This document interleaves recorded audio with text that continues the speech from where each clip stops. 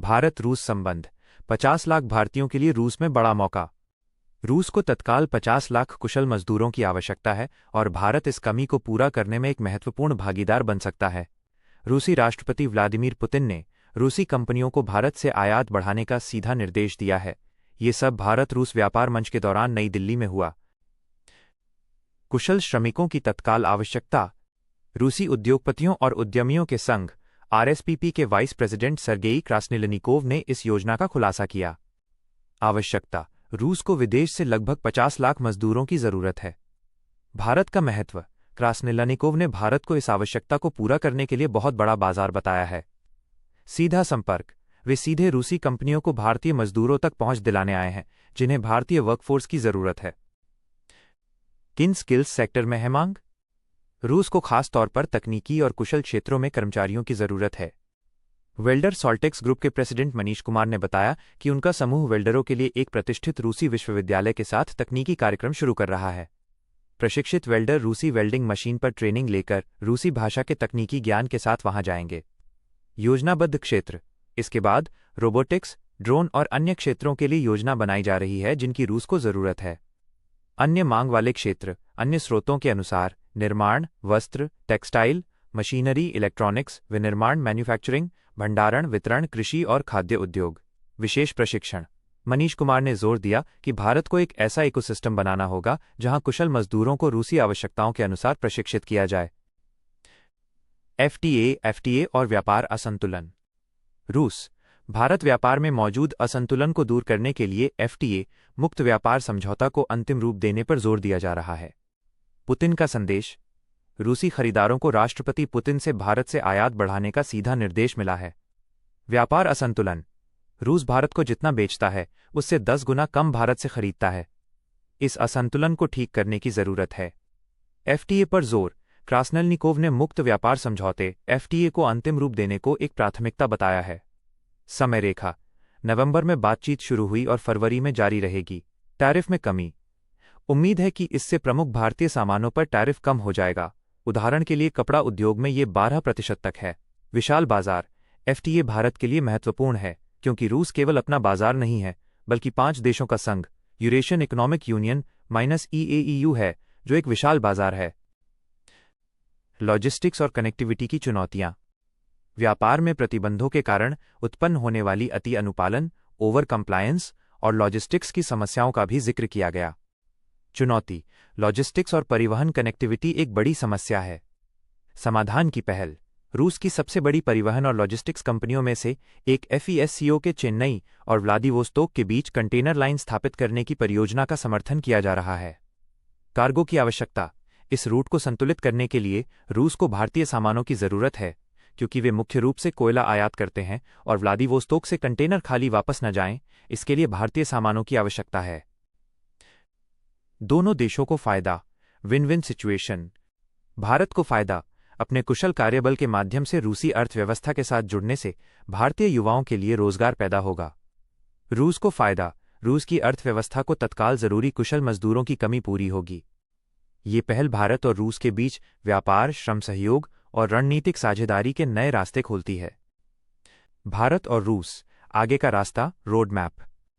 संयुक्त बयान में दोनों देशों ने अपनी विशेष और विशेषाधिकार प्राप्त रणनीतिक साझेदारी को अगले स्तर पर ले जाने के लिए एक महत्वाकांक्षी एजेंडा निर्धारित किया है। 1. आर्थिक साझेदारी और व्यापार में विस्तार। लक्ष्य 2030 तक द्विपक्षीय व्यापार को $100 अरब तक पहुंचाना, जिसे दोनों नेता समय से पहले हासिल करने को लेकर आशान्वित हैं। 2024-25 में ये $68.7 अरब था। रणनीति। मुक्त व्यापार समझौता FTA east Eurasian economic union EAEU के साथ एक मुक्त व्यापार समझौते को शीघ्र अंतिम रूप देना, जिससे तेल के अलावा अन्य वस्तुओं के व्यापार में वृद्धि हो सके। गैर पेट्रोलियम व्यापार। भारत से रूस को निर्यात बढ़ाना, जैसे फार्मास्यूटिकल्स, कृषि उत्पाद, ऑटोमोटिव कंपोनेंट्स और व्यापार असंतुलन को कम करना। राष्ट्रीय मुद्राओं में व्यापार। व्यापार में डॉलर पर निर्भरता कम करने के लिए भारतीय रुपये और रूसी रूबल में व्यापार को बढ़ावा देना। 90% लेन देन पहले से ही स्थानीय मुद्राओं में हो रहा है। नई भागीदारी। औद्योगिक और निवेश साझेदारी को मजबूत करना, खास तौर पर इलेक्ट्रिक वाहन निर्माण, वैक्सीन, कैंसर उपचार और उन्नत उच्च प्रौद्योगिकी क्षेत्रों में। 2. रक्षा सहयोग का नया स्वरूप। संयुक्त उत्पादन और तकनीक हस्तांतरण। अब रिश्ता सिर्फ खरीद बिक्री का नहीं, बल्कि मेक इन इंडिया के तहत संयुक्त उत्पादन और प्रौद्योगिकी हस्तांतरण पर केंद्रित हो रहा है।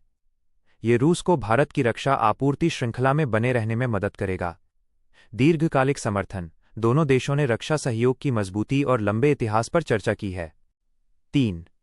ऊर्जा और परमाणु सहयोग। ऊर्जा आपूर्ति। रूस भारत की तेजी से बढ़ती अर्थव्यवस्था के लिए तेल, गैस और कोयले का एक विश्वसनीय आपूर्तिकर्ता बना रहेगा। परमाणु सहयोग। कुडनकुलम परमाणु ऊर्जा संयंत्र KKNPP के शेष रिएक्टरों को पूरा करना और चिकित्सा व कृषि जैसे गैर ऊर्जा अनुप्रयोगों में सहयोग का विस्तार करना। रूस ने छोटे मॉड्यूलर रिएक्टर SMR तकनीक में भी सहायता की इच्छा व्यक्त की है। 4. कनेक्टिविटी और पीपल टू पीपल संपर्क। कनेक्टिविटी। अंतर्राष्ट्रीय उत्तर दक्षिण परिवहन गलियारे INSTC, उत्तरी समुद्री मार्ग और चेन्नई व्लादिवोस्तोक गलियारे की पूरी क्षमता का उपयोग करना। कुशल कामगारों की आवाजाही।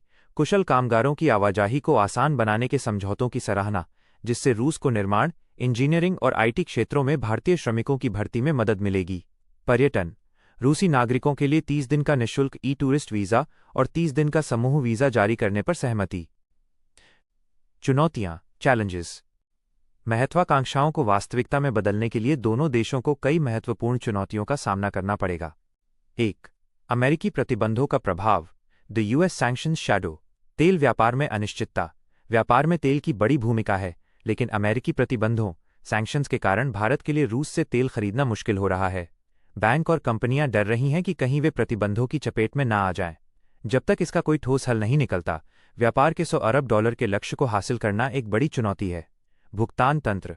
प्रतिबंधों के कारण बीमा, पुनर्बीमा और सुचारू भुगतान तंत्र स्थापित करने में जटिलता बनी हुई है। 2. व्यापार संतुलन और विविधीकरण। Trade imbalance and diversification. व्यापार असंतुलन। वर्तमान में व्यापार रूस से भारत को तेल आयात पर बहुत अधिक निर्भर है, जिससे व्यापार असंतुलन बहुत बड़ा है। लक्ष्य हासिल करने के लिए भारत को रूस में अपने निर्यात को बढ़ाने हेतु बाधाओं को कम करने और बाजार पहुंच को मजबूत करने की आवश्यकता है। FTA को अंतिम रूप देना। यूरेशियन इकोनॉमिक यूनियन के साथ मुक्त व्यापार समझौते को शीघ्रता से अंतिम रूप देना एक जटिल और समय लेने वाली प्रक्रिया हो सकती है। 3. रक्षा सौदों में देरी। Delays in defence deals. पुराने ऑर्डर पूरे करना। S-400 एयर डिफेंस सिस्टम की डिलीवरी में देरी और परमाणु पनडुब्बी मिलने की तारीख 2028 तक टलने जैसी खबरें हैं। भारत द्वारा नए बड़े ऑर्डर देने से पहले पुराने ऑर्डर पूरे होने का इंतजार किया जा सकता है, जिससे रक्षा सहयोग की गति धीमी हो सकती है। 4. भू राजनीतिक संतुलन। Geopolitical balancing. पश्चिमी देशों का दबाव। भारत को एक तरफ रूस के साथ अपनी पारंपरिक और रणनीतिक साझेदारी बनाए रखनी है, वहीं दूसरी तरफ अमेरिका और पश्चिमी देशों के साथ अपने बढ़ते संबंधों को भी मजबूत करना है। पुतिन की यात्रा पर पश्चिमी देशों की नज़र थी और अमेरिका में इसे लेकर कुछ असहजता भी दिखी है। भारत की विदेश नीति को राष्ट्रीय हित सर्वोपरि रखते हुए इस नाजुक संतुलन को बनाए रखना होगा। चीन रूस संबंध। भारत को चीन के साथ रूस के बढ़ते करीबी संबंधों को लेकर भी सतर्क रहना होगा, विशेष रूप से सीमा पर बीजिंग द्वारा उत्पन्न सामरिक चुनौती के संदर्भ में। पश्चिमी देशों, खासकर अमेरिका की नज़र। प्रतीकात्मक संदेश। अमेरिका और उसके सहयोगी देशों में इस यात्रा को ध्यान से देखा गया है। हडसन इंस्टीट्यूट की डॉक्टर अपर्णा पांडे के अनुसार यह यात्रा भारत के लिए एक प्रतीकात्मक संदेश देती है कि रूस अमेरिका के विपरीत स्थिरता देता है और चीन के विस्तारवाद को संतुलित करने में मदद करता है। सीधी नाराजगी का अभाव। संयुक्त बयान में कोई बड़ा नया रक्षा सौदा या तेल खरीद का वादा न होने के कारण अमेरिका ने तत्काल कोई तीखी प्रतिक्रिया नहीं दी है। ट्रंप प्रशासन की आलोचना। अमेरिकी रक्षा मंत्रालय के पूर्व अधिकारी माइकल रूबिन ने अप्रत्यक्ष रूप से कहा कि भारत और रूस जिस तरह एक दूसरे के करीब आए, वो डोनाल्ड ट्रंप के भारत के प्रति व्यवहार के कारण भी हो सकता है। अमेरिकी गायिका मैरी मिलबेन ने भी ट्रंप प्रशासन पर पीएम मोदी को टैरिफ पर बुली करने का आरोप लगाया, जिसके बाद पीएम मोदी ने भू राजनीति की लगाम अपने हाथ में ले ली। भारत का रुख। भारत ने स्पष्ट कर दिया है कि वो किसी तरह के बाहरी दबाव को नहीं मानेगा और उसकी विदेश नीति उसके राष्ट्रीय हितों के हिसाब से तय होगी। हुमायूं कबीर ने रखी बाबरी मस्जिद की नींव, विवाद और राजनीतिक प्रतिक्रिया। तृणमूल कांग्रेस TMC से निष्कासित विधायक हुमायूं कबीर ने 6 दिसंबर को पश्चिम बंगाल के मुर्शिदाबाद जिले के बिलडांगा से सटे इलाके में बाबरी मस्जिद के नाम पर एक मस्जिद की नींव रखी। ये तारीख अयोध्या में बाबरी मस्जिद के विध्वंस की बरसी है, जिससे विवाद और गहरा गया। प्रमुख घटनाक्रम। शिलान्यास समारोह। हुमायूं कबीर ने सैकड़ों समर्थकों और मौलवियों के साथ मिलकर प्रतीकात्मक रूप से फीता काटकर मस्जिद की नींव रखी। यह मस्जिद अयोध्या की बाबरी मस्जिद के मॉडल पर बनाई जाएगी। समारोह स्थल पर नाराए तकबीर, अल्लाहू अकबर के नारे गूंजे और सुबह से ही भारी संख्या में लोग जमा थे। सुरक्षा व्यवस्था। मुर्शिदाबाद के रेजीनगर और बेलडांगा इलाके में बड़ी संख्या में police, rapid action force (RAF) और केंद्रीय बलों की तैनाती के साथ कड़ी सुरक्षा व्यवस्था थी। हुमायूं कबीर ने दावा किया कि उन्हें पुलिस का पूरा समर्थन हासिल है।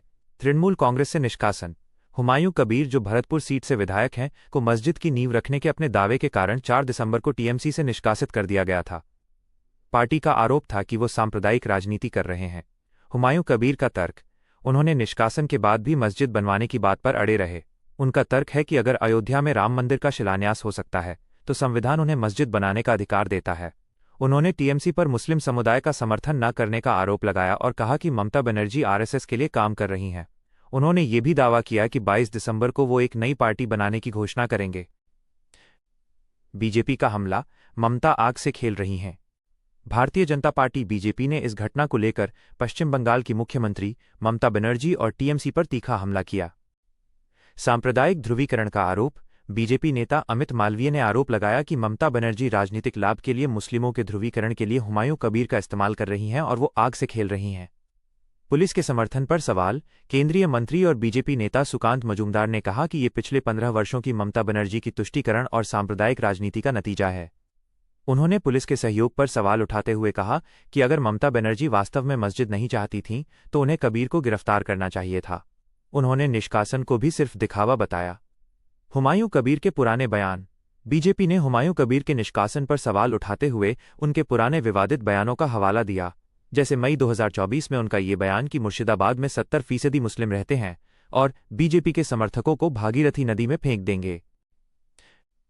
तृणमूल कांग्रेस का रुख।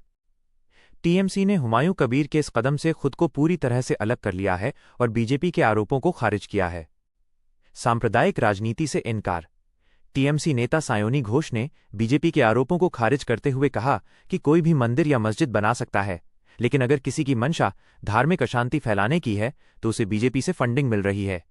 बीजेपी पर उकसाने का आरोप। टीएमसी ने आरोप लगाया कि हुमायूं कबीर बीजेपी के इशारे पर राज्य में कानून व्यवस्था बिगाड़ने के लिए उकसा रहे हैं। हुमायूं कबीर, एक विद्रोही नेता। राजनीतिक करियर। कबीर ने कांग्रेस से शुरुआत की। 2012 में टीएमसी में शामिल हुए, लेकिन 2015 में पार्टी के खिलाफ बोलने पर निष्कासित कर दिए गए।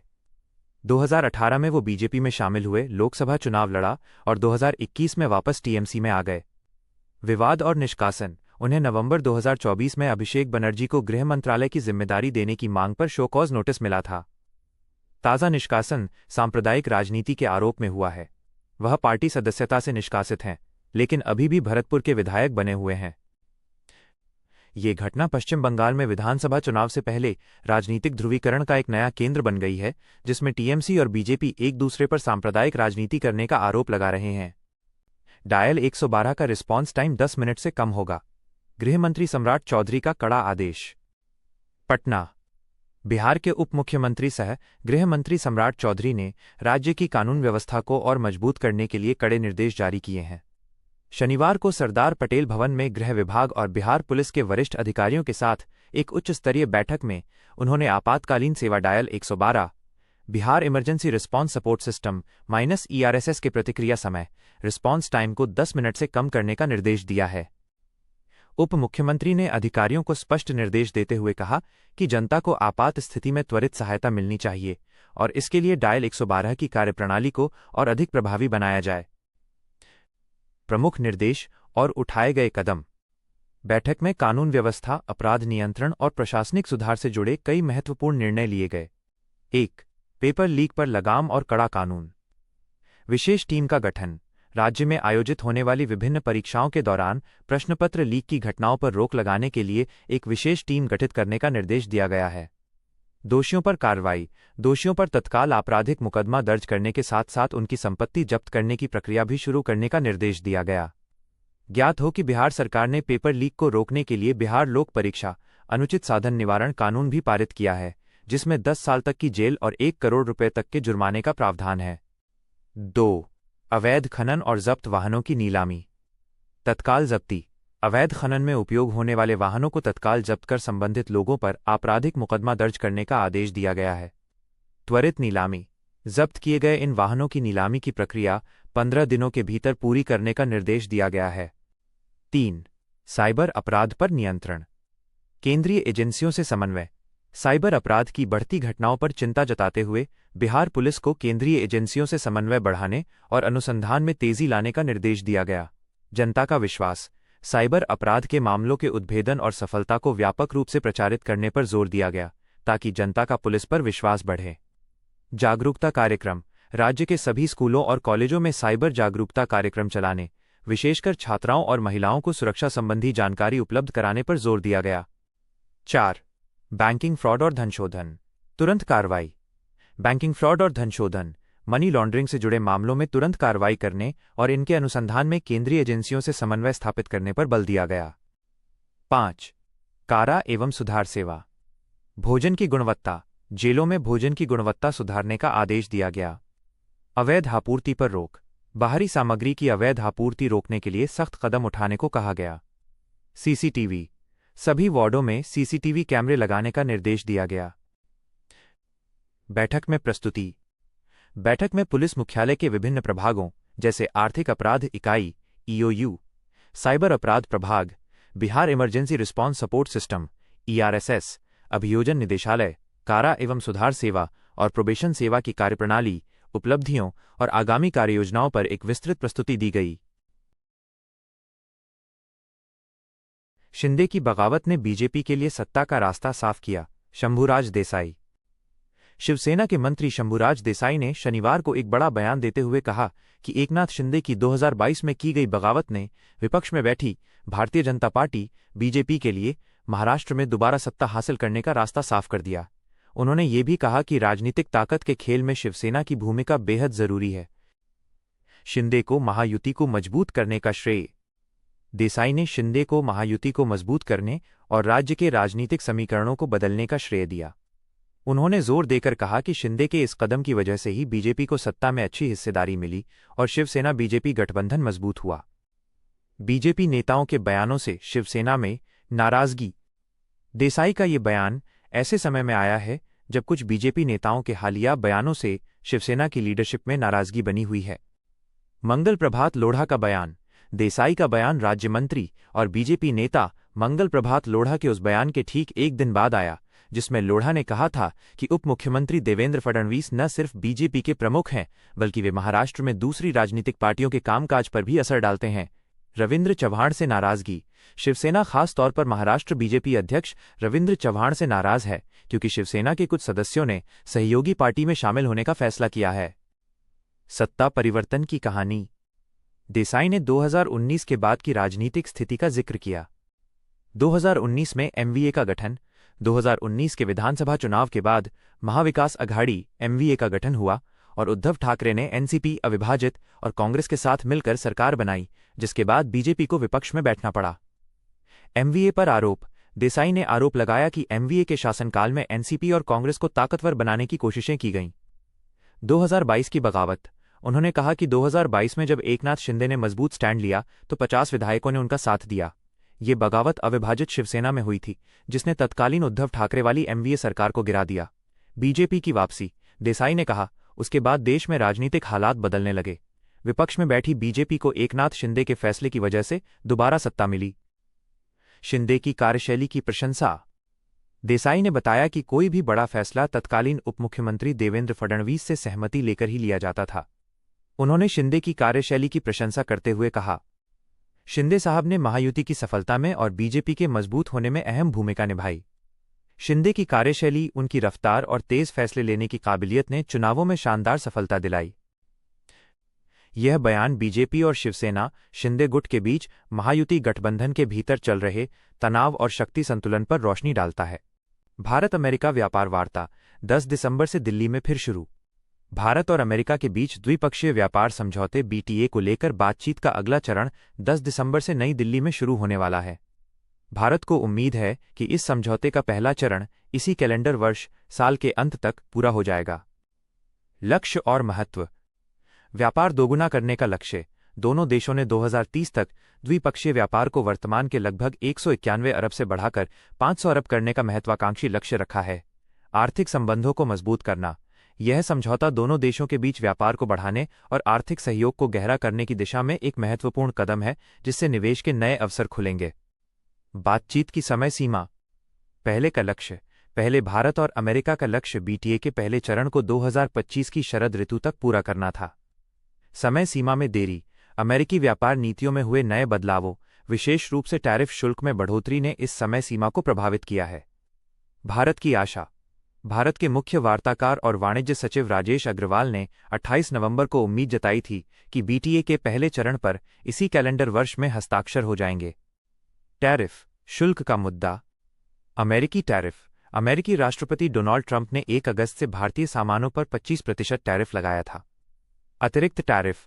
कुछ दिनों बाद रूस से तेल की निरंतर खरीद का हवाला देते हुए इसमें 25% की और बढ़ोतरी की गई, जिससे कुल शुल्क 50% तक पहुंच गया। पहले चरण में टैरिफ पर ध्यान। बीटीए का पहला चरण विशेष रूप से इन उच्च शुल्कों को संबोधित करेगा, जिससे भारतीय निर्यातकों को राहत मिल सके। पुतिन के दौरे के बाद वार्ता क्यों महत्वपूर्ण? यह बातचीत ऐसे समय में हो रही है जब रूसी राष्ट्रपति व्लादिमीर पुतिन हाल ही में भारत का 2 दिवसीय दौरा करके गए हैं। 2 अलग समझौते। विदेश मंत्री एस जयशंकर ने स्पष्ट किया है कि कोई भी देश भारत के द्विपक्षीय संबंधों को निर्देशित करने की उम्मीद नहीं कर सकता। भारत रूस और भारत अमेरिका के बीच समझौतों को अलग अलग देखना चाहिए।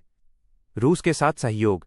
पुतिन के साथ बातचीत के दौरान प्रधानमंत्री मोदी ने भारत और यूरेशियन इकोनॉमिक यूनियन (EAEU) के बीच वस्तुओं पर मुक्त व्यापार समझौते (FTA) पर तेजी से काम करने की सराहना की। भारत और रूस ने भी 2030 तक व्यापार को $100 अरब तक पहुंचाने का लक्ष्य रखा है। भारत की स्वायत्तता। पुतिन के दौरे के तुरंत बाद अमेरिका के साथ महत्वपूर्ण व्यापार वार्ता शुरू करना यह दर्शाता है कि भारत वैश्विक भू राजनीतिक दबावों के बावजूद अपने राष्ट्रीय हितों को सर्वोपरि रखते हुए स्वतंत्र और बहुध्रुवीय विदेश नीति का पालन कर रहा है। आगे का सहयोग। बीटीए के तहत दोनों देश विभिन्न क्षेत्रों में सहयोग बढ़ाएंगे, जिनमें शामिल हैं कृषि, विनिर्माण, मैन्युफैक्चरिंग, सेवा क्षेत्र, डिजिटल अर्थव्यवस्था। यह समझौता न केवल व्यापार की मात्रा को बढ़ाएगा, बल्कि वैश्विक आपूर्ति श्रृंखला में अनिश्चितता के माहौल में दोनों देशों के लिए स्थिरता और विकास को भी बढ़ावा देगा। रूस चीन joint anti missile drill. Putin के भारत दौरे के बीच बढ़ी टेंशन। रूस और चीन ने दिसंबर की शुरुआत में जापान सागर (सी ऑफ जापान) में अपनी तीसरी जॉइंट एंटी मिसाइल ड्रिल आयोजित की। ये सैन्य अभ्यास रूसी राष्ट्रपति व्लादिमीर पुतिन के भारत दौरे के दौरान हुआ है, जिसने नई दिल्ली में रणनीतिक चिंताएं बढ़ा दी हैं। सैन्य अभ्यास का विवरण। स्थान: जापान सागर, रूसी इलाके में। समय: दिसंबर की शुरुआत में पुतिन के भारत दौरे के दौरान। उद्देश्य: दोनों देशों के युद्धपोतों और पनडुब्बियों ने दुश्मन की मिसाइलों को मार गिराने और दुश्मन के प्रमुख मिसाइल इंस्टॉलेशंस को नष्ट करने का अभ्यास किया। महत्व: इस अभ्यास को रूस और चीन के बीच रक्षा संबंधों में एक नया अध्याय माना जा रहा है। पुतिन के भारत दौरे के समय इसका आयोजन एक रणनीतिक संतुलन (स्ट्रेटेजिक बैलेंस) बनाने की कोशिश के रूप में भी देखा जा रहा है। चीनी रक्षा मंत्रालय का बयान। चीन के रक्षा मंत्रालय ने इस ड्रिल की जानकारी दी और शनिवार देर रात एक पोस्ट में कहा, ये एक्सरसाइज किसी तीसरे पक्ष को टारगेट करके या किसी मौजूदा अंतर्राष्ट्रीय हालात के जवाब में नहीं की गई थी। इसके अलावा मंत्रालय ने बताया कि दोनों देशों ने पिछले महीने मिसाइल डिफेंस और स्ट्रेटेजिक स्टेबिलिटी पर बातचीत की थी और अगस्त में जापान सागर में आर्टिलरी और एंटी सबमरीन ड्रिल भी की थी। No limits strategic partnership. रूस और चीन ने 2022 में यूक्रेन पर रूस के हमले से कुछ समय पहले एक नो लिमिट्स स्ट्रेटेजिक पार्टनरशिप पर हस्ताक्षर किए थे। इस साझेदारी में अपनी सेनाओं के बीच सहयोग की रिहर्सल के लिए नियमित सैन्य अभ्यास करने का वादा किया गया था। यह साझेदारी अमेरिका द्वारा प्रस्तावित गोल्डन डोम मिसाइल शील्ड और परमाणु हथियार परीक्षण फिर से शुरू करने की अमेरिका की संभावित योजना जैसी बातों पर दोनों देशों की साझा चिंताओं को दर्शाती है। भारत की संभावित चिंता। सीमा विवाद। चीन और भारत के बीच पुराना सीमा विवाद है, जिसके कारण 1962 में युद्ध भी हो चुका है और कई बार सीमा संघर्ष होते रहे हैं। सैन्य ताकत। रूस और चीन के बीच बढ़ते रक्षा संबंध चीन की सैन्य ताकत को बढ़ा सकते हैं, जो भविष्य में भारत के लिए परेशानी का सबब बन सकती है। रूस का रुख। हालांकि रूस का कहना है कि चीन के साथ उसके संबंधों का भारत पर कोई असर नहीं होगा, लेकिन पुतिन के दौरे के बीच ये जॉइंट ड्रिल करना भारत की चिंता को बढ़ा सकता है। ये ड्रिल अंतर्राष्ट्रीय भू राजनीति में रूस, चीन और भारत के बीच जटिल और बहुआयामी संबंधों को उजागर करती है। बाबरी मस्जिद की नींव डालने वाले निलंबित टीएमसी विधायक हुमायूं कबीर का यू टर्न, इस्तीफा देने से किया इनकार। पश्चिम बंगाल की सत्ताधारी पार्टी तृणमूल कांग्रेस टीएमसी के निलंबित विधायक हुमायूं कबीर ने अपने पुराने स्टैंड से बड़ा यू टर्न ले लिया है। शनिवार को मुर्शिदाबाद में बाबरी मस्जिद मॉडल पर एक मस्जिद की नींव रखने के बाद उन्होंने घोषणा की थी कि वो जल्द ही विधानसभा की सदस्यता से इस्तीफा दे देंगे। हालांकि इस घटना के 2 दिन बाद ही मुर्शिदाबाद जिले के भरतपुर से विधायक कबीर ने अब कहा है कि वो इस्तीफा नहीं देंगे। कबीर के बदले बोल। पहले कबीर ने कहा था कि वो 22 दिसंबर को अपनी नई राजनीतिक पार्टी बनाने से पहले 17 दिसंबर को असेंबली से इस्तीफा दे देंगे। लेकिन अपने ताज़ा बयान में उन्होंने कहा, अब मेरे इस्तीफे का कोई सवाल ही नहीं है, मैं विधायक पद से इस्तीफा नहीं दे रहा हूं। क्षेत्र के लोगों की इच्छा का हवाला। अपने इस अचानक बदले हुए फैसले के पीछे हुमायूं कबीर ने अपने चुनाव क्षेत्र के लोगों की इच्छा का हवाला दिया है। उन्होंने दावा किया कि लोगों ने उन्हें अपना प्रतिनिधि चुना है और वे नहीं चाहते कि वो इस्तीफा दें। कबीर ने कहा, उनकी इच्छा का सम्मान करते हुए मैंने अपने इस्तीफे का फैसला वापस ले लिया है। पहले उन्होंने ये भी दावा किया था कि वो कोलकाता में स्टैंडिंग कमेटी की मीटिंग में शामिल होने के बाद ऑफिशियली अपना इस्तीफा देंगे। टीएमसी ने कबीर से और दूरी बनाने का लिया फैसला। हुमायूं कबीर के इस यू टर्न और विधायक बने रहने के फैसले के बाद तृणमूल कांग्रेस ने विधानसभा के भीतर भी उनसे और दूरी बनाने का फैसला किया है। बैठने की व्यवस्था में बदलाव। टीएमसी नेताओं ने कहा कि सदन में उनके बैठने का अरेंजमेंट बदला जाएगा। बीजेपी बेंच के पास शिफ्टिंग। पार्टी सूत्रों के अनुसार टीएमसी लेजिस्लेटिव पार्टी ने कबीर की सीट को सत्तारूढ़ दल के सदस्यों से दूरी बनाए रखने के लिए बीजेपी बेंच के पास शिफ्ट करने के लिए कदम उठाए हैं। पहले कबीर को उनके पूर्व मंत्री पद की वजह से ट्रेजरी बेंच के पास सबसे आगे की लाइन में सीट दी गई थी। कबीर 2012 में कांग्रेस से टीएमसी में शामिल होने के बाद पशु संसाधन राज्य मंत्री के तौर पर काम कर चुके थे, लेकिन 2015 के रेजीनगर उपचुनाव में हार के बाद उन्हें अपना मंत्री पद खोना पड़ा था। टीएमसी के चीफ विप निर्मल घोष ने कहा कि पार्टी हालात पर करीब से नजर रख रही है। उन्होंने बताया, सस्पेंड किए गए एमएलए को असेंबली में बिठाने का फैसला अगले कुछ दिनों में लिया जाएगा। बाबरी मस्जिद मॉडल का शिलान्यास। कबीर ने शनिवार को कड़ी सुरक्षा व्यवस्था के बीच मुर्शिदाबाद के बेलडांगा में बाबरी मस्जिद मॉडल पर एक मस्जिद का शिलान्यास किया था, जिसने राज्य में सियासी मिजाज गरमा दिया है। कबीर ने दावा किया कि मस्जिद के शिलान्यास समारोह को जनता की तरफ से अप्रत्याशित सहयोग मिला है। बंगाल असेंबली का विंटर सेशन जल्द ही समाप्त होने वाला है और इसके बाद टर्म खत्म होने से पहले एक इंटरिम बजट सेशन होने की उम्मीद है। ये घटनाक्रम पश्चिम बंगाल की राजनीति में टीएमसी और हुमायूं कबीर के बीच की खाई को और गहरा करता है। महाराष्ट्र की राजनीति में भूचाल। 22 एमएलए बीजेपी में जाने को तैयार, सरकार किससे डर रही है? आदित्य ठाकरे का बड़ा दावा। नागपुर मुंबई। शिवसेना यूबीटी के नेता आदित्य ठाकरे ने महाराष्ट्र की राजनीति में एक बार फिर बड़ा दावा कर सनसनी फैला दी है। उन्होंने सत्ताधारी महायुति गठबंधन पर निशाना साधते हुए कहा है कि सरकार के एक सहयोगी दल के 22 विधायक बीजेपी में शामिल होने की तैयारी में हैं। उन्होंने तंज कसते हुए ये भी पूछा कि जब सरकार बहुमत में है तो वो आखिर किससे डर रही है कि विधानसभा में नेता प्रतिपक्ष लोप की नियुक्ति तक नहीं कर पा रही है। 22 विधायकों पर आदित्य ठाकरे का बड़ा आरोप। आदित्य ठाकरे ने मीडिया से बात करते हुए दावा किया, दल बदल की तैयारी। सरकार के एक सहयोगी दल माना जा रहा है कि उनका इशारा एकनाथ शिंदे गुट की शिवसेना या अजित पवार गुट की एनसीपी की ओर था कि 22 विधायक भाजपा में आने के लिए तैयार हैं। मुख्यमंत्री पर नियंत्रण का आरोप। उन्होंने कहा कि इन विधायकों को मुख्यमंत्री ने अभी ऐसा करने से मना लिया है। ठाकरे ने आरोप लगाया कि पिछले कई महीनों में इन विधायकों को भरपूर फंड मिला है, इसलिए वे मुख्यमंत्री के कहने पर खड़े भी होंगे और बैठेंगे भी, यानी सीएम की मर्जी पर चलते हैं। असली हलचल कहीं और। उन्होंने उन लोगों को चिंता करने की सलाह दी जो झूठी खबरें फैला रहे थे, क्योंकि उनके अनुसार असली हलचल कहीं और चल रही है। नेता प्रतिपक्ष की नियुक्ति पर सरकार को घेरा। आदित्य ठाकरे ने विधानसभा में नेता प्रतिपक्ष लोप की नियुक्ति को लेकर हो रही देरी पर भी सत्ता पक्ष पर जमकर हमला बोला। सरकार पर हमला। उन्होंने कहा कि सरकार में नेता प्रतिपक्ष नियुक्त करने की हिम्मत नहीं बची है।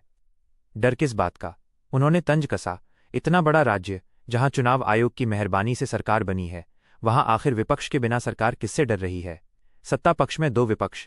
आदित्य ने ये कहते हुए सरकार पर तंज किया कि सरकार को ये चिंता है कि कहीं सत्ता पक्ष में ही 2-2 विपक्षी नेता तो नहीं बन गए। संभवतः उनका इशारा शिंदे और पवार गुट के बीच की अंदरूनी खींचतान की ओर था। संवैधानिक पद की उपेक्षा। महाराष्ट्र विधानसभा के शीतकालीन सत्र की शुरुआत बिना नेता प्रतिपक्ष के हुई है, जो एक असामान्य स्थिति है। विपक्षी दलों के पास आवश्यक संख्याबल कुल सीटों का 10% नहीं होने के कारण इस पद पर नियुक्ति को लेकर पेंच फंसा हुआ है। भास्कर जाधव के नाम बदलने की खबरें अफवाह। आदित्य ठाकरे ने शिवसेना यूबीटी नेता भास्कर जाधव के नाम बदलने की खबरों को भी पूरी तरह से खारिज कर दिया। उन्होंने कहा कि ये खबरें सिर्फ अफवाह हैं और ये अफवाहें किसने फैलाई हैं ये भी सबको पता है। आदित्य ठाकरे के इन दावों ने महाराष्ट्र की राजनीति में एक बार फिर गर्माहट पैदा कर दी है, जिससे सत्तारूढ़ महायुति गठबंधन में संभावित आंतरिक कलह के कयास लगाए जा रहे हैं। महाराष्ट्र शीतकालीन सत्र में कामकाज पर तीखा घमासान, 75,000 करोड़ की पूरक मांगे चर्चा में।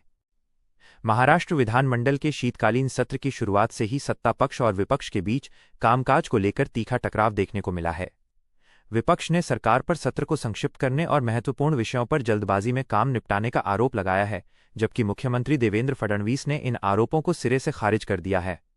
इस बीच सरकार ने विधानसभा में 75,000 करोड़ रुपए की पूरक वित्तीय मांगें पेश की हैं, जिन पर आगे विस्तृत चर्चा होने की संभावना है। विपक्ष का आरोप, कामकाज जल्दबाजी में निपटाया जा रहा है। संक्षिप्त सत्र पर आपत्ति। विपक्ष का मुख्य आरोप है कि सरकार जानबूझकर सत्र की अवधि को छोटा कर रही है, जिससे विधायी कामकाज और जनहित के महत्वपूर्ण विषयों पर पर्याप्त चर्चा नहीं हो पा रही है। नाना पटोले का बयान।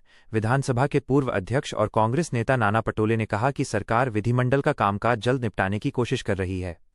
उन्होंने आरोप लगाया कि फडणवीस सरकार विपक्ष को चुप कराकर महाराष्ट्र को गुजरात की तरह अलोकतांत्रिक तरीके से चलाने का प्रयास कर रही है। भास्कर जाधव का दावा। शिवसेना उद्धव ठाकरे पार्टी के नेता भास्कर जाधव ने इस बात पर जोर दिया कि विपक्ष ने कामकाज सलाहकार समिति बिजनेस एडवाइजरी कमेटी -BAC की बैठक में अपनी आपत्ति स्पष्ट रूप से दर्ज कराई थी। विपक्ष के नेता पद का विवाद।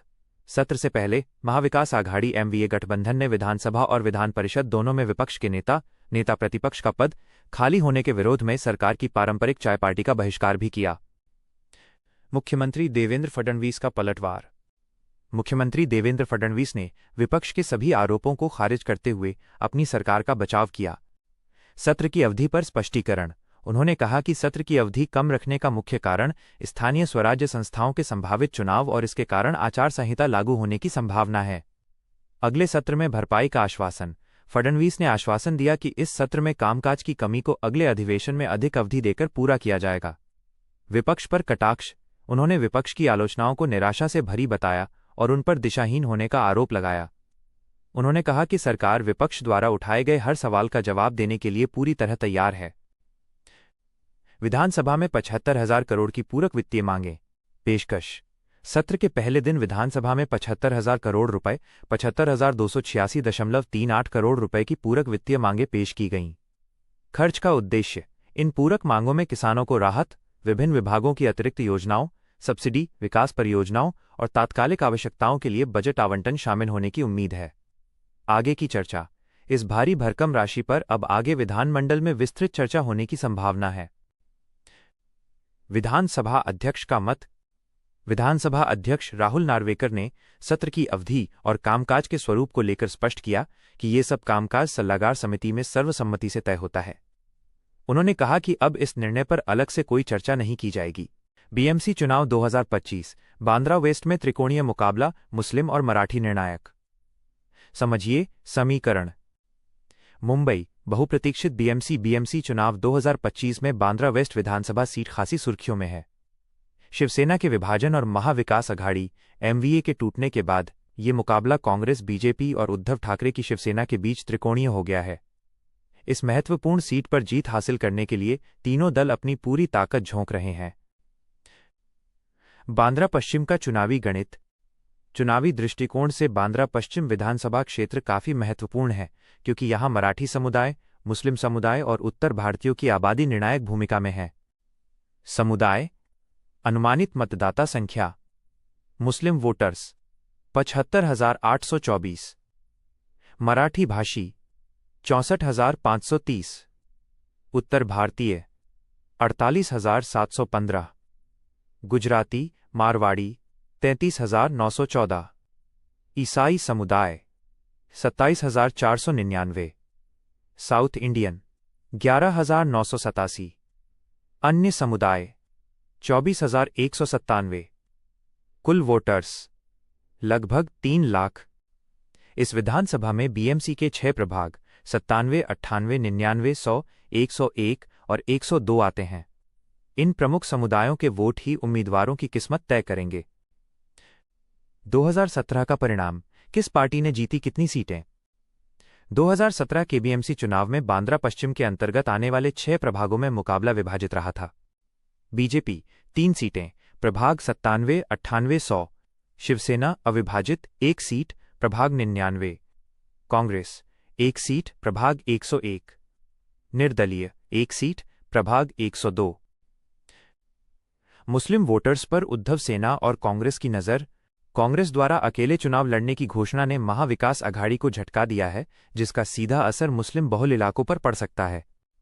कांग्रेस का गढ़। पिछले चुनाव में कांग्रेस के आसिफ जकारिया ने मुस्लिम बहुल इलाके बांद्रा स्टेशन से बैंडस्टैंड और माउंट मैरी माइनस प्रभाग 101 से जीत हासिल की थी। हालांकि इस बार ये सीट जनरल महिला के लिए आरक्षित हो गई है। निर्दलीय की जीत। प्रभाग 102 में भी मुस्लिम मतदाताओं की बड़ी संख्या है, जहां पिछली बार निर्दलीय उम्मीदवार मुमताज खान ने जीत हासिल की थी। वोटों का बंटवारा। कांग्रेस के अकेले लड़ने से मुस्लिम वोट्स में विभाजन हो सकता है, जिससे उद्धव गुट को नुकसान पहुंचने की आशंका है। हालांकि उद्धव गुट भी इन वोटरों पर भरोसा जता रहा है। बीजेपी की चुनौती। मुस्लिम बहुल प्रभागों में बीजेपी को जीत हासिल करने के लिए काफी जोर लगाना पड़ेगा। मराठी वोटरों का महत्व और बीजेपी का फायदा। बांद्रा पश्चिम से बीजेपी के डॉक्टर आशीष शेलार विधायक हैं, जिससे पार्टी को यहां थोड़ा फायदा मिलने की उम्मीद है। मराठी भाषी वोटरों 64,530 पर भी सभी पार्टियों की नज़र टिकी हुई है। मराठी बहुल क्षेत्र। पिछले चुनाव में मराठी बहुल माने जाने वाले प्रभाग 98 और 99 में से 1 सीट बीजेपी और 1 सीट शिवसेना अविभाजित ने जीती थी। बीजेपी के विधायक डॉक्टर आशीष शेलार का विधानसभा क्षेत्र से विधायक होना बीजेपी के लिए एक सकारात्मक कारक है। प्रभागों का आरक्षण। BMC election 2025। प्रभाग संख्या। आरक्षण 97, महिला general 98, general category 99, general category 100, OBC महिला 101, महिला जनरल 102, जनरल कैटेगरी। 2017 बीएमसी चुनाव परिणाम विस्तृत। प्रभाग। विजयी उम्मीदवार। पार्टी। प्राप्त vote 97, Hetal Gala BJP 9,244, 98, Alka Kerkar BJP 12,581, 99, Sanjay Agaldare Shiv Sena 9,360, 100, Swapna Mhatre BJP 9,717, 101, Asif Zakaria Congress 10,587, 102, Mumtaz Khan निर्दलीय 6,618। निष्कर्ष। बांद्रा वेस्ट में जीत हासिल करने के लिए बीजेपी, कांग्रेस और उद्धव सेना को मराठी और मुस्लिम वोटरों के साथ साथ उत्तर भारतीय समुदाय का भी भरपूर समर्थन जुटाना होगा। कांग्रेस के अकेले चुनाव लड़ने से इस त्रिकोणीय मुकाबले में मुस्लिम वोटों का बंटवारा एक महत्वपूर्ण फैक्टर बन गया है। हुमायूं कबीर के साथ गठबंधन नहीं करेगी। एआईएमआईएम प्रस्ताव को संदिग्ध और असंगत बताकर किया इनकार। कोलकाता, मुर्शिदाबाद। ऑल इंडिया मजलिस-ए-इत्तेहादुल मुस्लिमीन एआईएमआईएम ने तृणमूल कांग्रेस टीएमसी के निलंबित विधायक हुमायूं कबीर के साथ किसी भी चुनावी गठबंधन या राजनीतिक गठजोड़ की संभावना को सिरे से खारिज कर दिया है। एआईएमआईएम ने कबीर के प्रस्तावों को राजनीतिक रूप से संदिग्ध और वैचारिक रूप से असंगत करार दिया है। विधायक हुमायूं कबीर को पिछले सप्ताह पार्टी नेतृत्व के साथ बार बार टकराव और अनुशासनहीनता के आरोप में टीएमसी से निलंबित कर दिया गया था। इसके बाद उन्होंने 22 दिसंबर को एक नया राजनीतिक दल बनाने की योजना की घोषणा की थी और दावा किया था कि वो एआईएमआईएम समेत कई दलों के साथ संभावित गठबंधन के लिए बातचीत कर रहे हैं। सोमवार को एआईएमआईएम की ओर से ये बयान कबीर के इन दावों का पहला औपचारिक खंडन है। गठबंधन से इनकार की मुख्य वजहें। एआईएमआईएम के राष्ट्रीय प्रवक्ता सैयद असीम वकार ने एक बयान में गठबंधन से इनकार करने के पीछे निम्नलिखित प्रमुख कारण बताए हैं। बीजेपी से जुड़ाव का आरोप। वकार ने कहा कि हुमायूं कबीर को व्यापक रूप से भारतीय जनता पार्टी, बीजेपी के वरिष्ठ नेता शुभेंदु अधिकारी और पार्टी के केंद्रीय नेतृत्व के साथ राजनीतिक रूप से जुड़ा हुआ माना जाता है। उन्होंने आरोप लगाया कि कबीर को अधिकारी के राजनीतिक तंत्र का हिस्सा माना जाता है, जो भाजपा के केंद्रीय नेतृत्व के मुख्य रणनीतिक ढांचे के भीतर काम करते हैं। उकसावे से प्रेरित राजनीति का विरोध। एआईएमआईएम ने कबीर की गतिविधियों को उकसावे से प्रेरित राजनीति बताया, जिसका मुस्लिम समुदाय समर्थन नहीं करता है। वकार ने जोर देकर कहा कि मुस्लिम समुदाय राष्ट्र निर्माण में विश्वास रखता है, उसे तोड़ने में नहीं, और वो अशांति और विभाजन पैदा करने वालों को नकारता है। वैचारिक असंगति और संवैधानिक मूल्य। पार्टी प्रमुख असदुद्दीन ओवैसी की राजनीति का हवाला देते हुए वकार ने कहा कि उनकी राजनीति संवैधानिक मूल्यों, शांति और सामाजिक सद्भाव पर आधारित है। उन्होंने स्पष्ट किया कि ओवैसी ऐसे किसी भी व्यक्ति से नहीं जुड़ सकते जिसके कार्य एकता को खतरे में डालते हों, सामाजिक मतभेदों को गहरा करते हों या विनाश की राजनीति को बढ़ावा देते हों। मुर्शिदाबाद में विवादित मस्जिद की नींव। एआईएमआईएम की ओर से यह बयान ऐसे समय में आया है जब हुमायूं कबीर ने कुछ दिन पहले पश्चिम बंगाल के मुर्शिदाबाद जिले में एक समारोह में बाबरी मस्जिद के मॉडल पर आधारित मस्जिद की नींव रखी थी। इस घटना ने क्षेत्र में सांप्रदायिक तनाव बढ़ा दिया था और टीएमसी ने भी उन पर सांप्रदायिक राजनीति करने का आरोप लगाया था। बंगाल के मुसलमानों की जागरूकता। वकार ने दावा किया कि पश्चिम बंगाल के मुसलमान कबीर के हालिया कदमों के पीछे की राजनीतिक मजबूरियों से पूरी तरह वाकिफ हैं। उन्होंने कहा, लोग साफ तौर पर समझते हैं कि वो किसके इशारे पर, किस हद तक और किस मकसद से काम कर रहे हैं। टीएमसी से निलंबन की पृष्ठभूमि। हुमायूं कबीर को टीएमसी से निलंबित किए जाने की मुख्य वजह भी यही बाबरी मस्जिद मॉडल की नींव रखने की योजना थी। कबीर ने पहले ही 6 दिसंबर को इस मस्जिद की नींव रखने का ऐलान किया था, जिसे टीएमसी ने सांप्रदायिक तनाव भड़काने की कोशिश माना।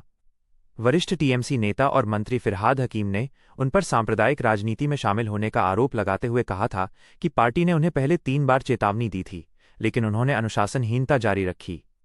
मुख्यमंत्री ममता बनर्जी ने भी कबीर को नाम लिए बिना गद्दार और मीर जाफर बताते हुए उन पर बीजेपी से पैसे लेने का आरोप लगाया था। कबीर ने निलंबन के बाद विधायक पद से इस्तीफा देने और 22 दिसंबर को अपनी नई पार्टी बनाने का ऐलान किया है, जिसका मकसद मुस्लिम समुदाय के लिए काम करना और 135 सीटों पर चुनाव लड़ना होगा। पीएम मोदी की ओमान यात्रा। भारत का सबसे वफादार मुस्लिम दोस्त और सामरिक साझेदारी को नई उड़ान। प्रधानमंत्री नरेंद्र मोदी जल्द ही ओमान की यात्रा पर जाने वाले हैं। यह यात्रा कई मायनों में बेहद खास मानी जा रही है, खासकर इसलिए क्योंकि ओमान पश्चिम एशिया में भारत का सबसे पुराना और वफादार रणनीतिक सहयोगी रहा है। इस यात्रा से न केवल द्विपक्षीय संबंधों में और मजबूती आएगी, बल्कि इससे पाकिस्तान की चिंताएं भी बढ़ सकती हैं। मुख्य आकर्षण। 70 वर्षों की अटूट दोस्ती। 70 वर्ष पूरे।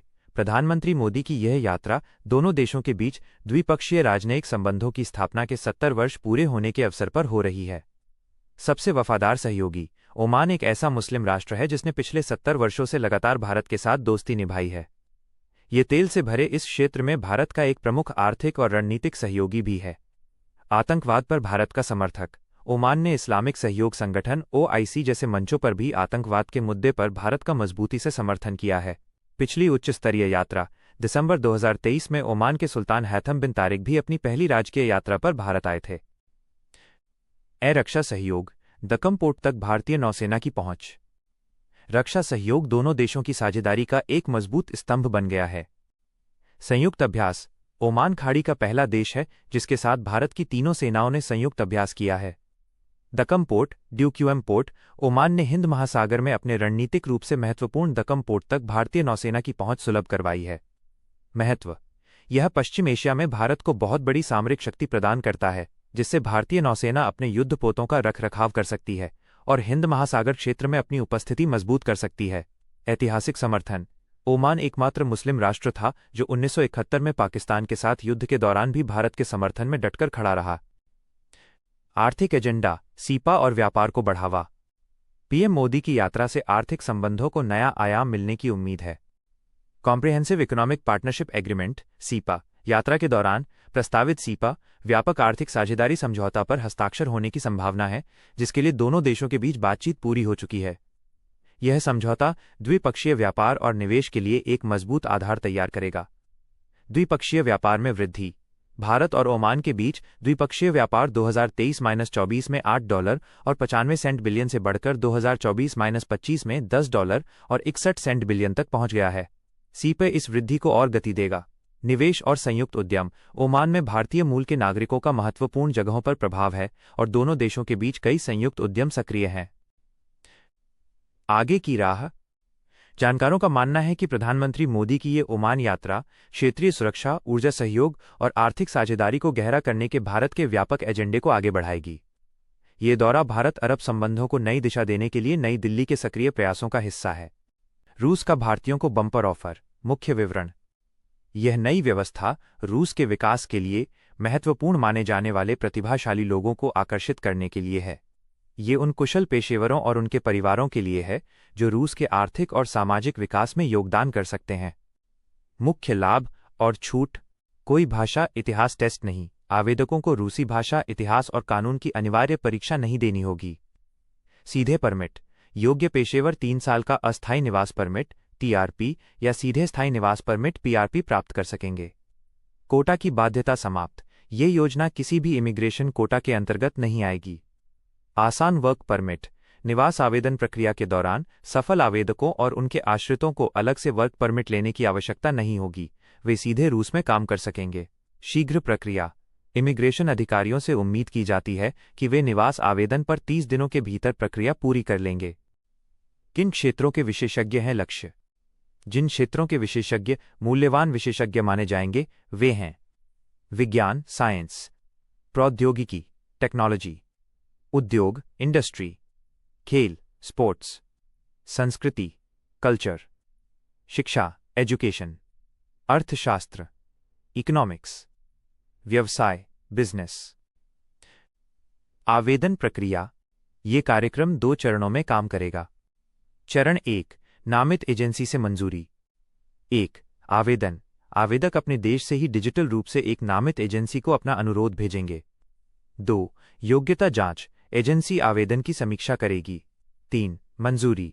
यदि एजेंसी आवेदक को योग्य पाती है तो यह मंजूरी 1 साल के लिए मान्य रहेगी। 4. प्रवेश वीज़ा। मंजूरी मिलने पर आवेदकों और उनके परिवार के सदस्यों को रूस में प्रवेश करने और निवास प्रक्रिया शुरू करने के लिए 1 साल का बिजनेस वीज़ा मिलेगा।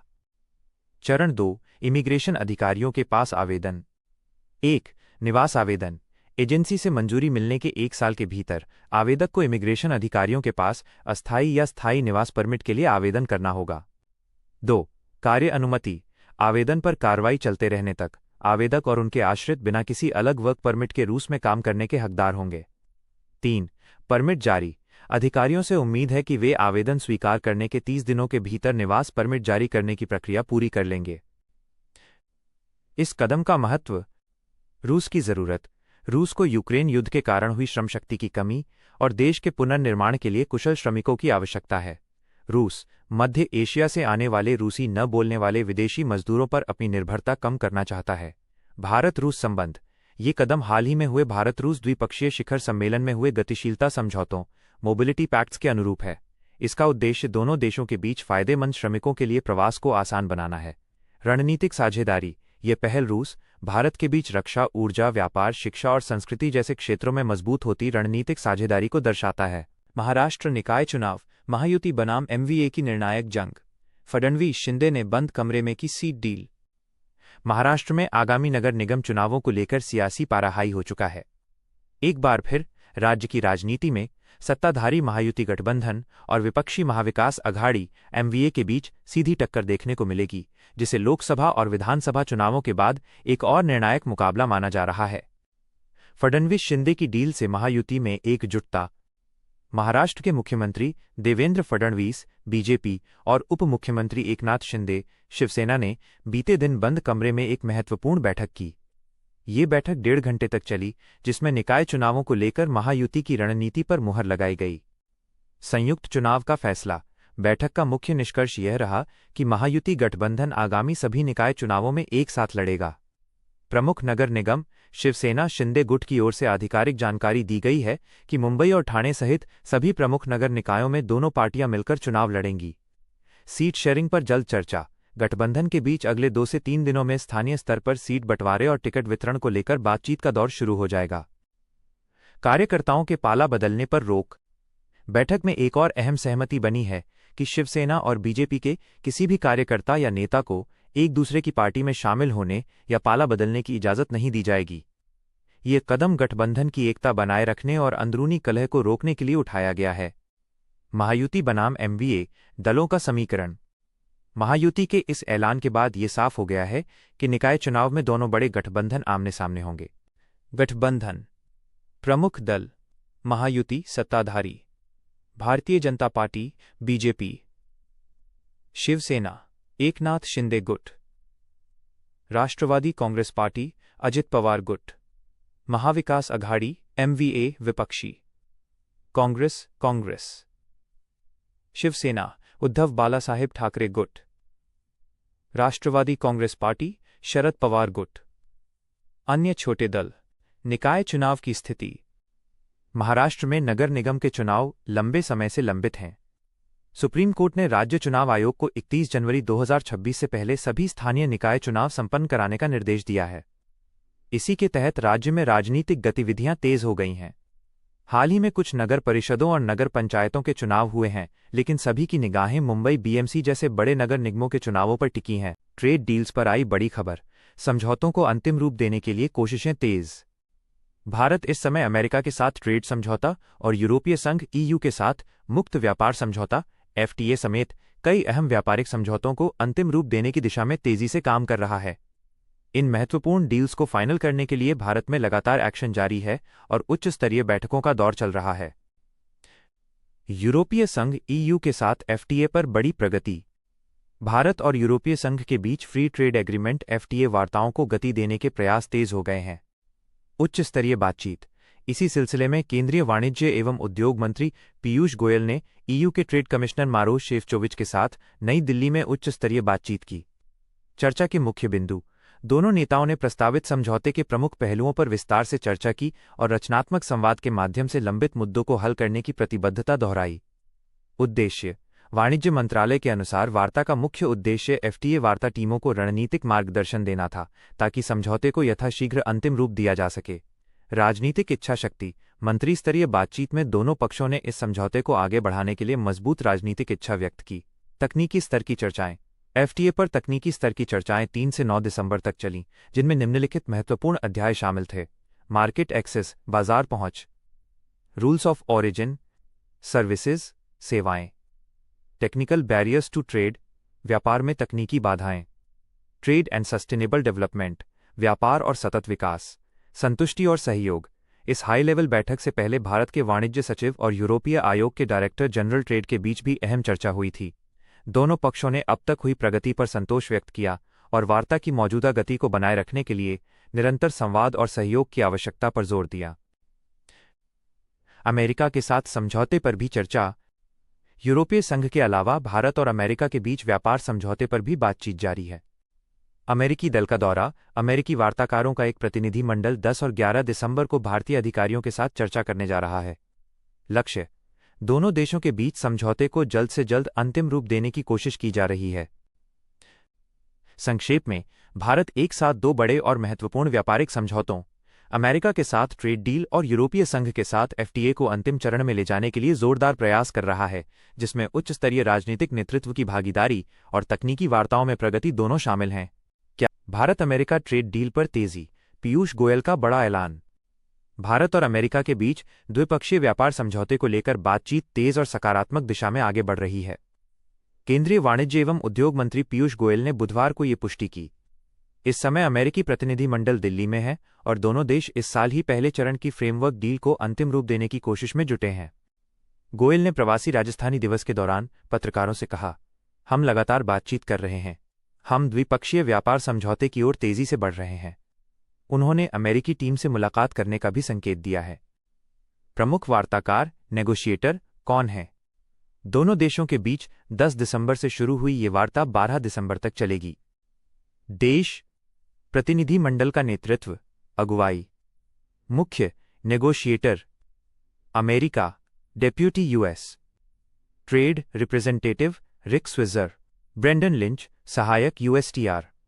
दक्षिण एवं मध्य एशिया, भारत, वाणिज्य सचिव राजेश अग्रवाल, दर्पण जैन, संयुक्त सचिव, वाणिज्य एवं उद्योग मंत्रालय।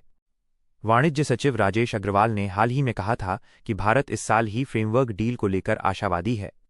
अमेरिकी व्यापार प्रतिनिधि जैमिसन ग्रीर ने भी कहा है कि भारत ने अमेरिकी कृषि उत्पादों के लिए बाजार पहुंच का विस्तार करने हेतु वॉशिंगटन को अब तक के सर्वोत्तम प्रस्ताव दिए हैं।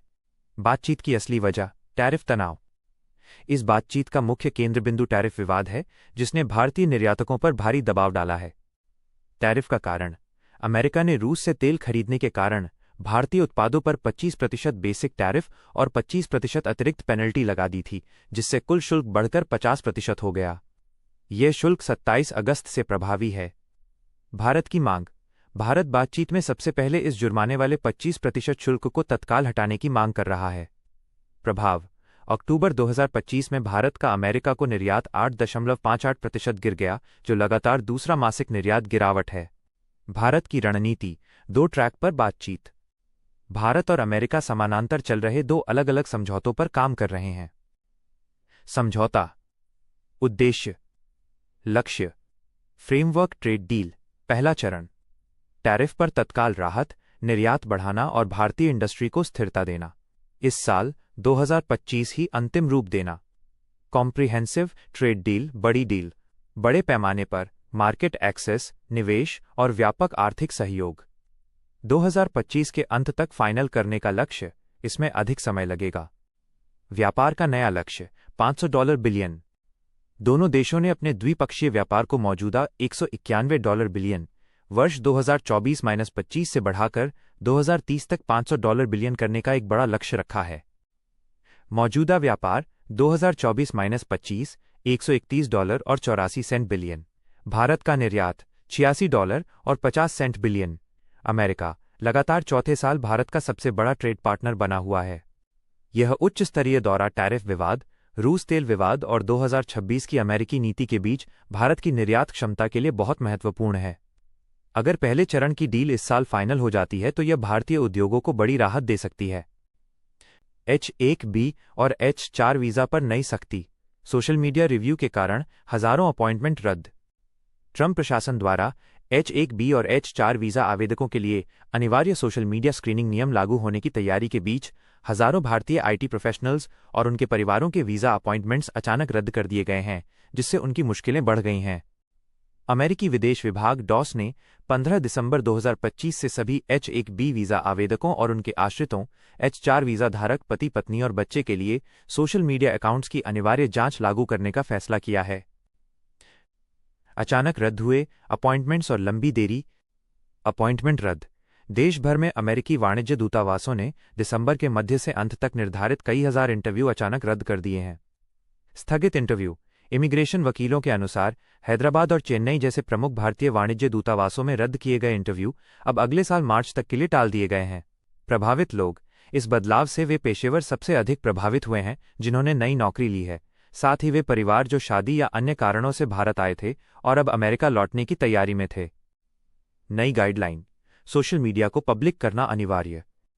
अनिवार्य जांच, नई गाइडलाइन के तहत सभी H-1B और उनके H-4 आश्रितों को अपने सोशल मीडिया अकाउंट्स को पब्लिक, सार्वजनिक करना अनिवार्य है। उद्देश्य, अधिकारियों को आवेदकों की ऑनलाइन गतिविधियों की गहन जांच करने की अनुमति देना, जिसके पीछे अमेरिका ने राष्ट्रीय सुरक्षा को मुख्य कारण बताया है। इंटरव्यू की संख्या में कमी, वकीलों का कहना है कि सोशल मीडिया स्क्रीनिंग की नई प्रक्रिया के कारण अमेरिकी दूतावास अब प्रतिदिन कम लोगों के इंटरव्यू कर रहे हैं, जिससे पूर्व निर्धारित अपॉइंटमेंट्स रद्द हो रही हैं। यात्रा अलर्ट और पेशेवरों की चिंता। यात्रा न करने की सलाह, कई इमिग्रेशन लॉ फर्म्स ने अलर्ट जारी किया है कि यदि आवश्यक न हो तो विदेशी नागरिक अंतर्राष्ट्रीय यात्रा न करें, क्योंकि लंबी देरी और अनिश्चितता का माहौल है। वीजा रद्द होने का जोखिम, कुछ ऐसे मामले भी सामने आए हैं जिनमें अमेरिका में पहले से मौजूद वीजा धारकों के वीजा को उनकी सोशल मीडिया पोस्ट्स के आधार पर रद्द कर दिया गया है। आईटी प्रोफेशनल्स परेशान। भारत में आईटी प्रोफेशनल्स और उनके परिवार नई सोशल मीडिया वेरिफिकेशन शर्तों और लंबे वेटिंग पीरियड से चिंतित हैं, जिसका सीधा असर उनके करियर और व्यक्तिगत योजनाओं पर पड़ रहा है। विशेषज्ञों की सलाह है कि जब तक स्थिति सामान्य न हो जाए, केवल अति आवश्यक होने पर ही यात्रा करें। विमान में ग्रुप चैट के जरिए ज़ेलेंस्की ने की पत्रकारों से बात, रूस के खिलाफ स्पष्ट किए इरादे। यूक्रेन के राष्ट्रपति वोलोडिमीर ज़ेलेंस्की ने अपनी व्यस्त अंतर्राष्ट्रीय यात्रा के दौरान पत्रकारों से संवाद करने का एक अनोखा तरीका अपनाया। यूरोप के कई देशों की 36 घंटे की व्यस्त यात्रा के चलते उनके पास पारंपरिक संवाददाता सम्मेलन का समय नहीं था। दुर्लभ संवाद का तरीका, व्हाट्सएप ग्रुप चैट। रूस के आक्रमण के बाद पहली बार ज़ेलेंस्की ने मीडिया से एक ग्रुप चैट के माध्यम से संवाद किया। उन्होंने लंदन और ब्रुसेल्स के बीच उड़ान भरने के दौरान ये संवाद किया। उन्होंने व्हाट्सएप पर यूक्रेनी और अंतर्राष्ट्रीय पत्रकारों के सवालों की एक लंबी सूची के जवाब ऑडियो संदेश के माध्यम से दिए। किसी विश्व नेता द्वारा इस तरीके से पत्रकारों से संवाद करना दुर्लभ बताया जा रहा है। रूस के खिलाफ स्पष्ट इरादे, कोई समझौता नहीं। विमान की लगातार गूंज और ज़ेलेंस्की की थकान भरी आवाज के बावजूद उनका संदेश स्पष्ट था। यूक्रेन युद्ध खत्म करने के लिए अनिश्चित शांति वार्ताओं के बीच भी किसी भी कीमत पर अपनी भूमि नहीं छोड़ेगा। सोमवार देर रात भेजे एक संदेश में उन्होंने कहा, निस्संदेह रूस चाहता है कि हम अपने क्षेत्र छोड़ दें, लेकिन कानून हमें यह अनुमति नहीं देता और सच कहें तो हमारा नैतिक अधिकार भी नहीं है। व्यस्त अंतर्राष्ट्रीय दौरा। अपनी इस व्यस्त यात्रा के दौरान ज़ेलेंस्की ने कई महत्वपूर्ण मुलाकातें कीं। लंदन, ब्रिटेन, जर्मनी और फ्रांस के नेताओं से मुलाकात। ब्रुसेल्स, नाटो और यूरोपीय संघ प्रमुखों से मुलाकात। रोम, इटली की प्रधानमंत्री और पोप लियो 14वें से मुलाकात। संवाद को प्राथमिकता। युद्ध की शुरुआत से ही ज़ेलेंस्की ने संवाद को हर संभव तरीके से प्राथमिकता दी है। वो दुनिया भर में यात्राएं करते हुए पत्रकारों के सवालों का सीधा जवाब देते रहे हैं। 2022 में कीव पर रूसी हमले के दौरान उन्होंने मोबाइल पर वीडियो संदेश के माध्यम से यूक्रेनी जनता को आश्वस्त किया था, हम सब यहाँ हैं, हमारे सैनिक यहाँ हैं, हम अपनी स्वतंत्रता की रक्षा कर रहे हैं। तब से वो लगातार वीडियो संदेश, विदेशी संसदों में डिजिटल माध्यम से भाषण, सोशल मीडिया पोस्ट और उच्च सुरक्षा घेरे में पत्रकारों के सामने उपस्थित होकर लोगों से संवाद करते रहे हैं। यह लेख यूक्रेन के राष्ट्रपति ज़ेलेंस्की के अंतर्राष्ट्रीय दौरे और मीडिया से संवाद के अनूठे तरीके के बारे में विस्तार से बताता है। सैयार पर ममता बनर्जी का तीखा वार, मैंने खुद नहीं भरा फॉर्म, क्या दंगाइयों की पार्टी को नागरिकता साबित करूं? कोलकाता। पश्चिम बंगाल की मुख्यमंत्री ममता बनर्जी ने मतदाता सूची के विशेष गहन पुनरीक्षण स्पेशल इंटेंसिव रिवीजन -SIR कार्यक्रम को लेकर केंद्र सरकार और भारतीय जनता पार्टी भाजपा पर जोरदार हमला बोला है। गुरुवार को एक रैली को संबोधित करते हुए बनर्जी ने कहा कि उन्होंने खुद अभी तक SIR का गणना प्रपत्र इन्यूमरेशन फॉर्म नहीं भरा है और तीखे लहजे में सवाल किया कि क्या अब मुझे दंगाइयों की पार्टी को अपनी नागरिकता साबित करने की जरूरत है? धरना देने की चेतावनी और दंगाइयों की पार्टी पर निशाना। मुख्यमंत्री ने कड़ी चेतावनी दी कि यदि SIR प्रक्रिया के दौरान एक भी योग्य मतदाता का नाम सूची से हटाया गया तो वह धरना देंगी। खुद फॉर्म न भरने का दावा। ममता बनर्जी ने कहा, मैंने अभी तक फॉर्म फिलअप नहीं किया है। क्यों करूं? मैं 3 बार की केंद्रीय मंत्री रही हूं, 7 बार सांसद रही हूं और आपके आशीर्वाद से 3 बार मुख्यमंत्री बनी हूं।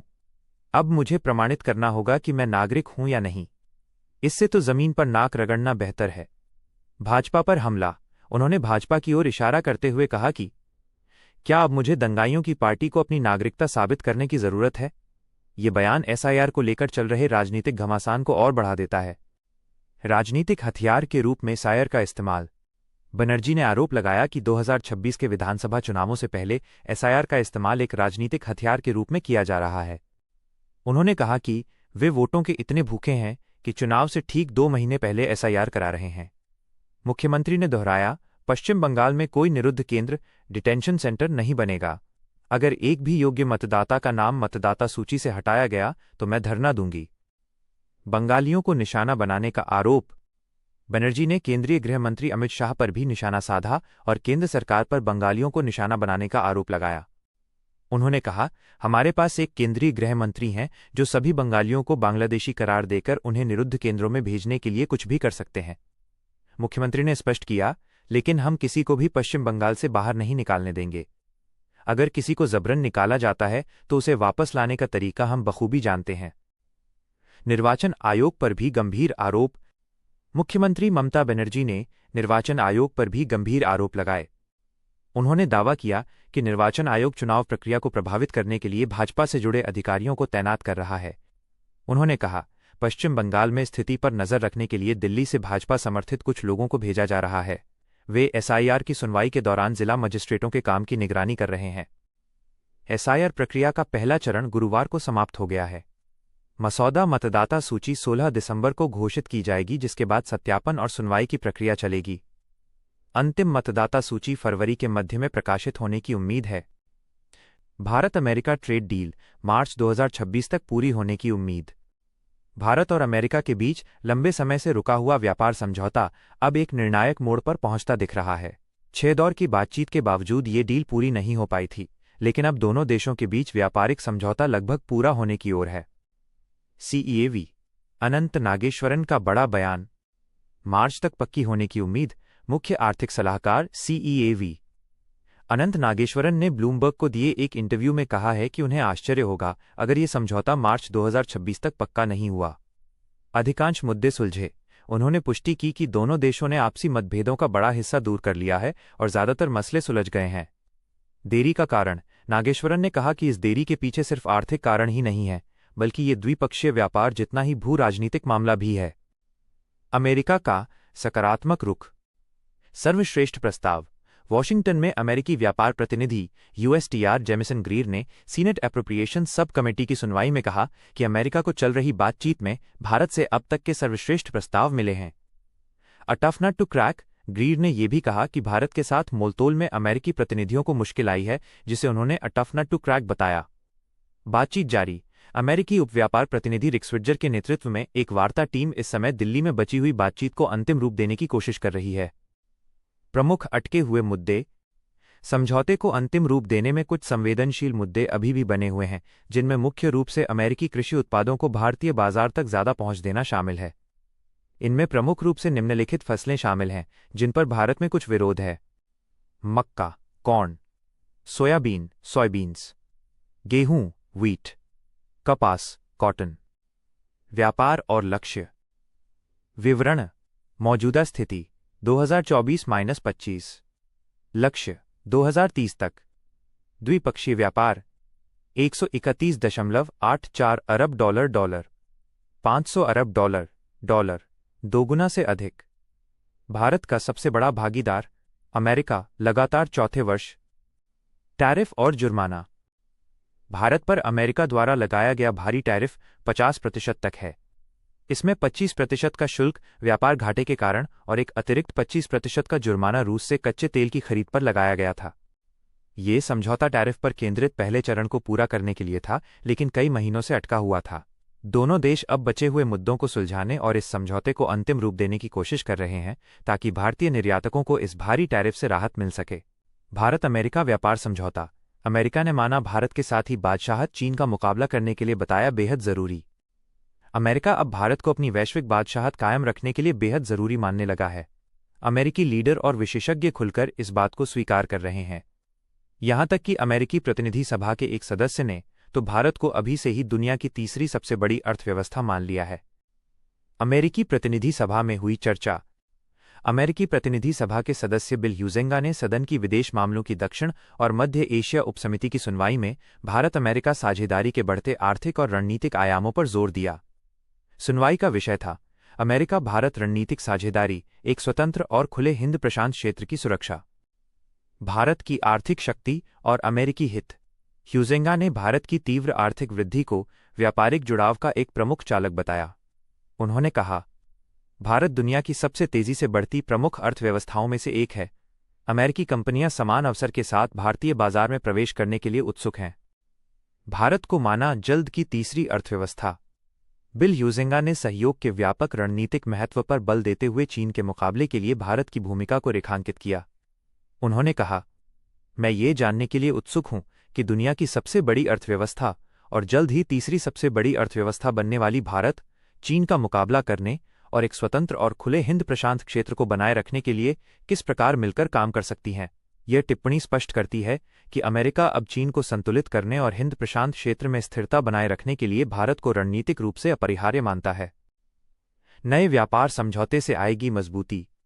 ह्यूजेंगा ने विश्वास व्यक्त किया कि राष्ट्रपति ट्रंप और प्रधानमंत्री नरेंद्र मोदी के नेतृत्व में भारत के साथ एक नया व्यापार समझौता दोनों देशों के संबंधों को और अधिक साकार और मजबूत करेगा। उन्होंने आर्थिक जुड़ाव को द्विपक्षीय संबंधों को सशक्त बनाने का केंद्रीय महत्व बताया। सैन्य साझेदारी में तेजी लाने पर सहमति। वॉशिंगटन में इन चर्चाओं के दौरान नई दिल्ली के वरिष्ठ अधिकारी द्विपक्षीय एजेंडे को आगे बढ़ा रहे थे। विदेश सचिव विक्रम मिस्त्री ने अमेरिकी विदेश उप सचिव एलिसन हुकर से मुलाकात की। हुकर भारत अमेरिका के बीच रणनीतिक और आर्थिक सहयोग को मजबूत करने के उद्देश्य से 5 दिवसीय दौरे पर हैं। दोनों पक्षों ने catalysing opportunities for military partnership, accelerated commerce and technology compact agenda के तहत प्रयासों में तेजी लाने पर सहमति जताई, जिसका उद्देश्य सैन्य साझेदारी और टेक्नोलॉजी सहयोग को बढ़ाना है। एक और अमेरिकी सदस्य की चेतावनी, खतरे में है संबंध। इसी अमेरिकी प्रतिनिधि सभा में सदस्य प्रमिला जयपाल ने व्यापार और आव्रजन नीतियों को लेकर चिंता जताई। शुल्क संबंधी चुनौतियां। उन्होंने कहा कि अमेरिका और भारत दोनों जगह शुल्क संबंधी चुनौतियों का सामना करना पड़ रहा है। उनके अनुसार ये शुल्क भारत की अर्थव्यवस्था के साथ साथ अमेरिकी व्यवसायों और उपभोक्ताओं को भी प्रभावित कर रहे हैं। आव्रजन नीति पर आलोचना। उन्होंने इन व्यापारिक चिंताओं को द्विपक्षीय संबंधों में व्यापक व्यवधानों से जोड़ा और राष्ट्रपति ट्रंप की हालिया आव्रजन नीतियों की आलोचना की। उन्होंने कहा कि ट्रंप ने आव्रजन के कानूनी रास्तों को बंद करके लोगों के बीच के संबंधों को खतरे में डाल दिया है, जो भेदभावपूर्ण कोटा की याद दिलाता है।